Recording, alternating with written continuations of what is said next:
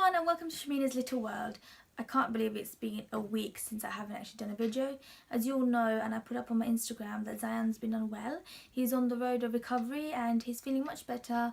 Still got a bit of sniffles, but I think as time goes and more cuddles and more Vicks on his foot will do the job.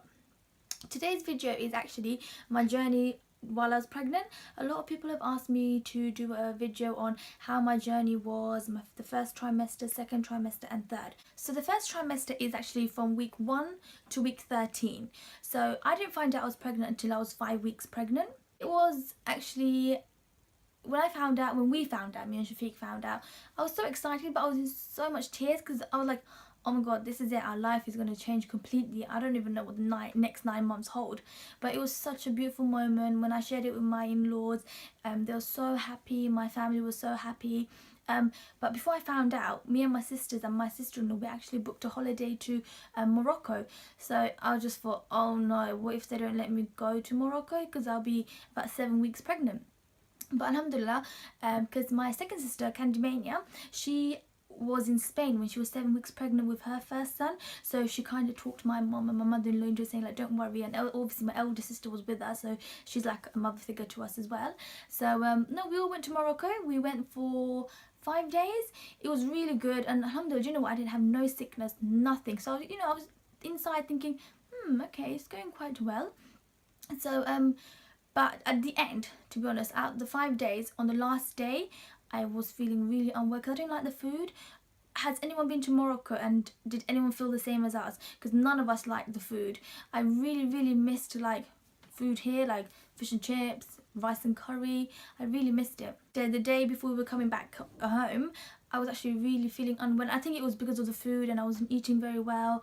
So I remember resting in the hotel while everyone went out, and I didn't want anyone's holiday to get ruined because of me. So I said, you guys go and have fun, go and eat McDonald's, halal McDonald's. I'm just gonna stay in the room. And I was eating a banana.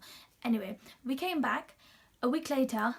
Oh my god, so what, week 8, that's when my sickness started. I was sick all the time. Literally, I was living on ginger biscuits. They were my favourite. I would literally just nibble like a little mouse on a ginger biscuit and it would make me feel really good. Even when I was going to work, alhamdulillah, I got up fine.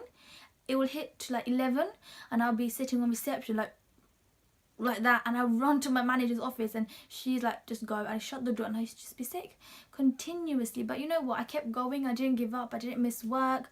I just kept pushing myself because I thought, you know what, if I don't, then I'm just gonna sit there. I'm just gonna be sick. I'm gonna feel sorry for myself, and I'm like, I'm pregnant, I'm not ill, so I don't want to feel sorry for myself. I kept pushing myself to obviously a limit that I could take. If it came to a point where I was like, no, I'm risking something, or you know, obviously the baby's important, and they always say the first 3 months is really crucial. Well, to be honest, the whole pregnancy is crucial, but the first 3 months you have to be very careful. But you know, I had the support of my mother-in-law, my husband, my mum, my sisters, everyone. So I was very lucky because we all live really close. So you know, if I wanted anything, if I felt like anything, any cravings, it was there when I wanted it. So my sickness lasted about 5 weeks, but honestly, it felt like forever. I just couldn't wait till it was over. I kept counting down the days. But the thing is, you get so much information from everyone about their experience, but everyone's experience is different. So today I'm talking about my experience. Does not mean your experience will be the same. So please don't think, okay, week 8, I'm going to be sick too. No, everybody's different. But obviously it's nice to hear a real story, a true story where, you know, I'm able to share my feelings, what I went through. So please remember, yours will be so different to mine, and every pregnancy is different. If inshallah when I get pregnant again, I'm sure I might not even be sick. I hope I'm not going to be sick. My sickness lasted for 5 weeks, so I came to week 13. That's when I had my first scan. Honestly, that was the most amazing feeling ever, to see the baby. And you know, it was really nice for me and Shif. We got pictures, and you know, I've kept every single one. Moving on, so that was the first trimester done, week 1 to 13. The second trimester is 14 weeks to 26 weeks. So alhamdulillah, by then I was feeling fine. You know, I didn't have any problems. I was working, I was doing full days. My shifts were 8:15 to 5:15, and I'm a dental nurse. My job is literally on my feet all day. Literally, it's such a busy shift, like I don't even have a chance to sit down. And also my workplace is a 3-story building, so there's loads of stairs. So I kept going because I thought, you know what, I'm not going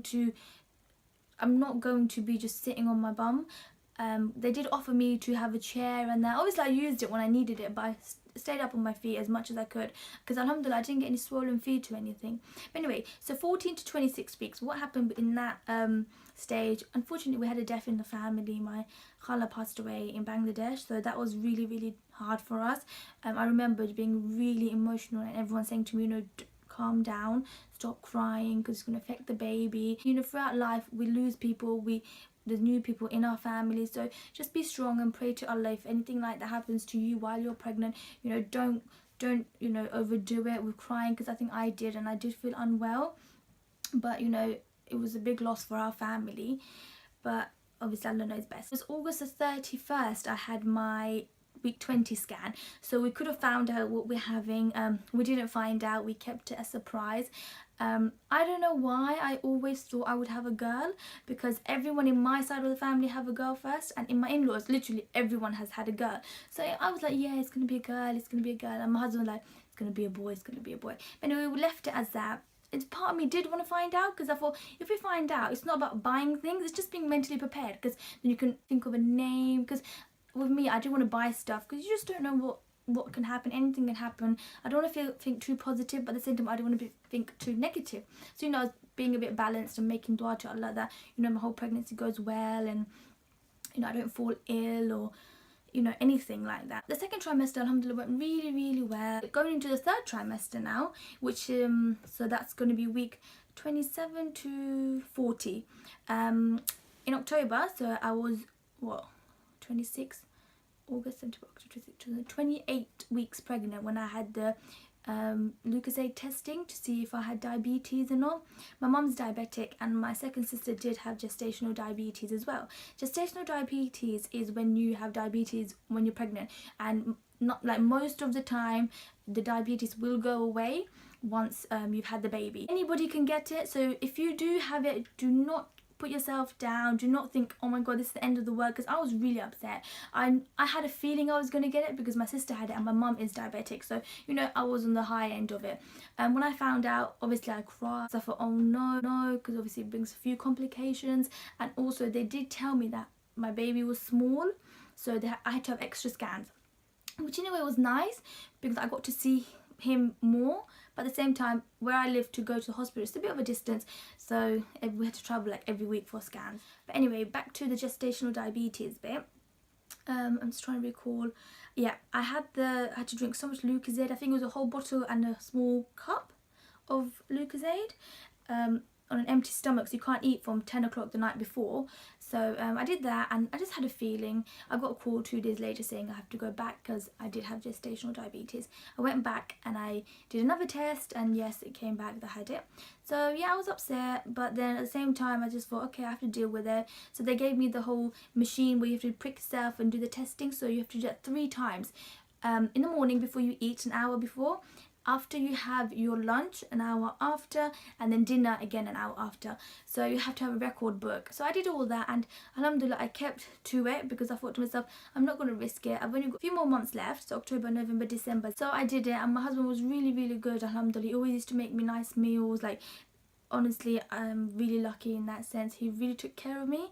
So, and also my mother-in-law's diabetic, so it was kind of nice. We were a team, if you know what I mean. We helped each other.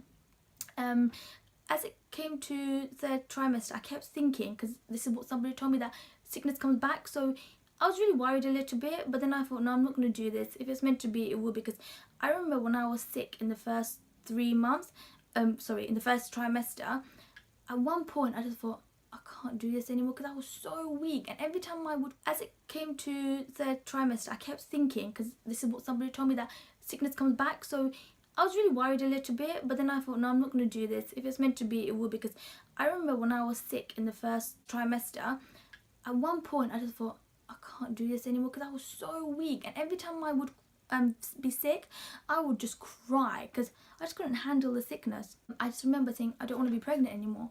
And that's like the worst thing any pregnant woman or any mother can think, because Allah's blessed me with a baby, inshallah, at that point. How could I even think that? But what I was going through, I can't even explain, because it was so bad. So it was November the 26th.